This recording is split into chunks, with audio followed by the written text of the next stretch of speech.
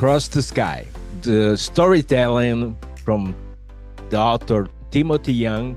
Good evening, good morning, good afternoon, wherever you are around the world. It's morning here in Maryland. And this way, people can see the illustrations and the pages of the book better. So here's all my books. Can everyone see these okay? I'm going to start. I like starting with this book. It's called Do Not Open the Box. And one of the reasons I like starting with this book is I like to read the dedication that's in this book. And it's not going to be on screen, but this is the dedication that I wrote in this book. It says, "For my brother Jody and my sister Tracy, who almost never played mean tricks on me." Wow, that's a big box. I wonder what's inside. It says do not open, so I shouldn't touch it. It's probably full of papers that Dad needs for work. Maybe Mom made cookies. A box this big could hold tons and tons of cookies. Is my birthday coming? It could be that robot I've been asking for. What's that noise? Maybe it's a puppy or a bunch of puppies. I should open it right now and let them all out.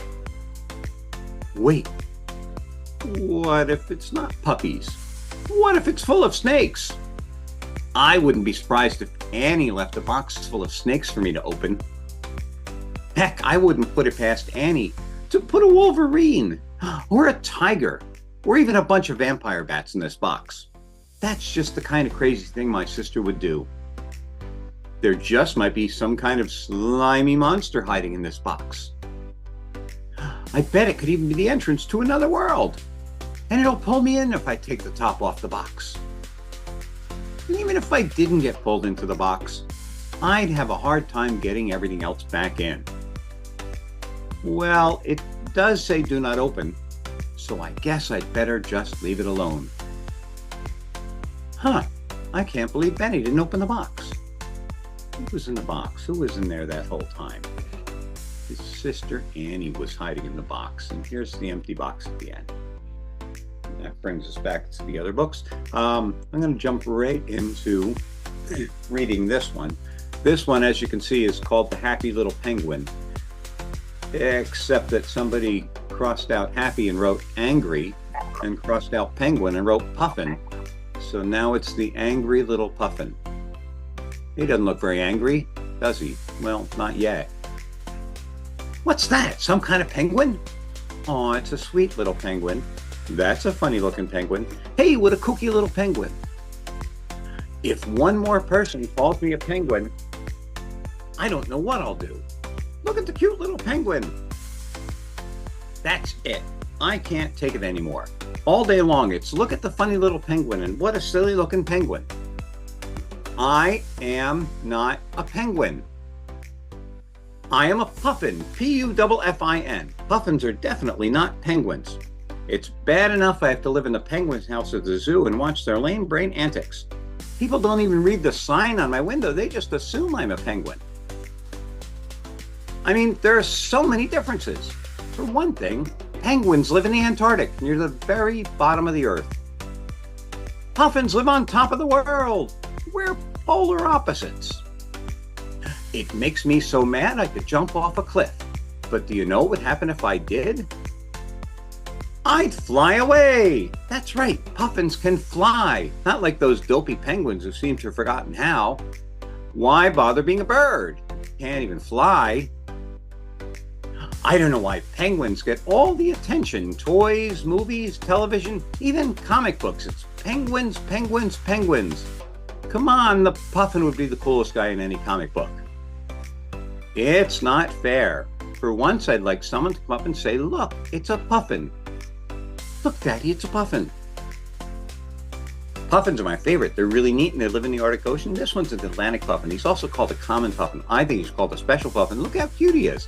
There are other kinds too, like the tufted puffin and the horned puffin, but I like this one best. He eats fish and squid and sand eels, and he makes his home in cliffs near the ocean. And you know what, Daddy? He can fly. Not like those penguins over there. He's so sweet. I wish I could have a pet puffin. Wow, you sure know a lot about puffins. Let's go see if they have a toy puffin at the gift store. And everyone say, "Aw." Hey, what's that? It's some kind of penguin, I guess. Well, he sure is a happy little penguin. I'm gonna stop sharing for a second. You guys like those books so far? Give me a thumbs up if you like those. So I'm gonna read one more book, and then we can open it up to some questions. Now, this book, everybody likes picture books, right? Nobody would ever say, "I hate picture books," would they? I mean, that's a terrible thing to say, except that's the title of my book. And let me bring back the screen, and we'll see what that's all about.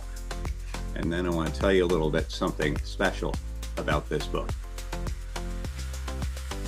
I hate picture books. I never want to read another picture book, so I'm getting rid of all of them, because all they do is get me in trouble. Once, Mom read me this book about that kid and his purple crayon, but when I drew on the wall, she sent me to bed without dinner. I was very angry, so I wished my room would turn into a forest, and then a boat would come to take me away. The next morning, I woke up to find nothing. No forest, no boat, no wild things anywhere. Nothing but my stupid room and my stupid picture books. I started to think I really didn't like picture books at all. I mean, they're really dumb because toy bears don't talk or walk around, and cows can't type, and caterpillars don't eat salami or Swiss cheese, and there's no possible way that a pigeon could even imagine it could drive a bus. Then things really got bad. One day I was looking for a snack and I found green ham in the refrigerator. It looked disgusting, but that book told me I should try it. Do you know what happened next? I threw up all over the kitchen. I'd like to see them put that in a picture book. But the worst thing, there's this book about this baby bird. It can't find its mother and it looks everywhere. None of these animals can help the baby bird. So you know what this book made me do? It made me cry. Like where you think the snort is going to eat the bird, but then it puts it back in its nest. I love that book. I mean, I hate that book. It was the first one I threw away. Wait, I do love that book. I gotta find that book. I know it's in here somewhere. Wait, I can't get rid of this one, or this one, or this one either. I can't throw away any of these. I mean, I love this book about the flying snowman, and the one with the great big stack of turtles, and this one with the mouse who wants a cookie, or this one where the bears hunt for honey. I don't know what I was thinking. I can't throw away all these books. Wait, here's the book I was looking for. I do love this book. What? So I like picture books. I changed my mind, okay? Now go away. I just want to read my picture books. And here he is reading all his books at the end. Let me bring this around back. Oop, there it is. Stop share. And back to me. So this book came out a little over 10 years ago. And a couple of years back, my publisher said, well, we should do something to celebrate the 10th anniversary. Do you have any ideas of what we might do? And I said, yeah, I do, because I have this one copy of this book that I've been carrying around for the last decade. And you may have noticed the book pokes fun at a lot of picture books that everybody knows. But all throughout the book, scattered on the floor, all around my character Max, are all these other books, and they're all real books that can be identified. And so what I did is I started asking friends of mine. I put some friends' books in there, and I asked them to sign this copy. So here's Ashley Fermento signed near her book there, and over here Lee Harper signed near his book, The Emperor's Cool Clothes. And then my friend Nancy Vio, as an author, said, well, how come my book's not in there? And I said, well, I can't put every single book in the world in there. There's over 260 books in there already. So what she did is she drew her book into my book. And then other authors started doing the same thing. They started drawing their books all around on the floor. And so there's like over 100 authors now that have signed this book and drawn pictures in it and defaced my books in various ways. One of my favorites here, Mark Brown drew Arthur in my book.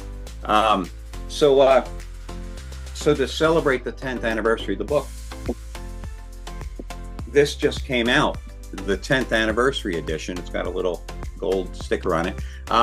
And I added 50 new books to the artwork.